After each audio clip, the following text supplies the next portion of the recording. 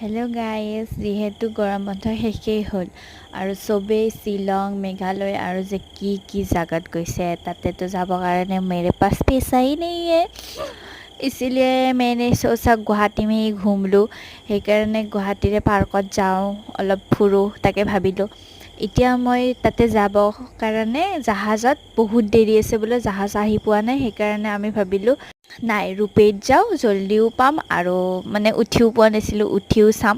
তাকে আপোনালোকে যদি উঠিব বিচাৰে তো উঠিব পাৰে। মাত্ৰ 100 টকা লয়। আগতে অলপ কম আছিল কিন্তু এতিয়া অলপ বাঢ়িলে। মানুহ আহি থাকে ন, সেইকাৰণে কিজানি বাঢ়ি দিছে নাজানো আৰু, কিন্তু উঠিব বিচাৰিলে উঠিব পাৰে। 100 টকা। আৰু যিহেতু নতুনকৈ হৈছে, নতুনকৈ হোৱা নাই, 1 বছৰমান হ'লেই চাগে, কিন্তু আজি মই ফাৰ্ষ্ট উঠিছোঁ।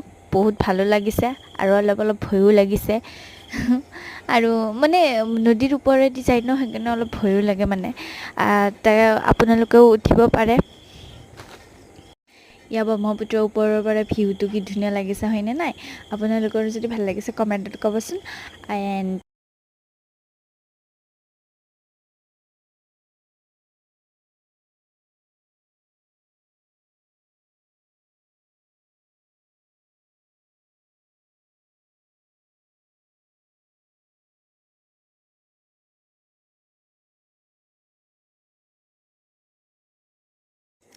ইয়াৰ উমানন্দ মন্দিৰ ওপৰৰ পৰা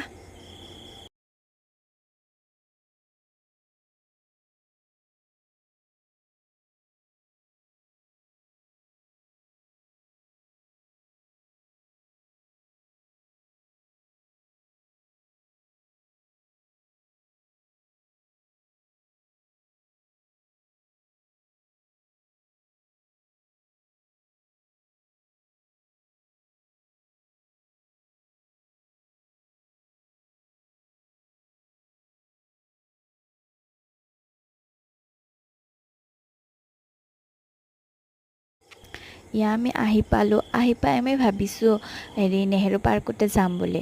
আৰু নেহেৰু পাৰ্কত যাই চাওঁ যিমানহে মানুহ, তাকে ভাবিলোঁ নাই নোৱাৰা, ইয়াতে ইমান মানুহ মানে বহিবই জেগা নাই। সেইকাৰণে আমি ভাবিলোঁ নাই নোৱাৰা, আমি বটানিকেলত যাওঁ। তাকে বটানিকেলত যাওঁতে বৰষুণে আহিল। ফেঞ্চিও পাইছোঁ, বৰষুণো দিছে।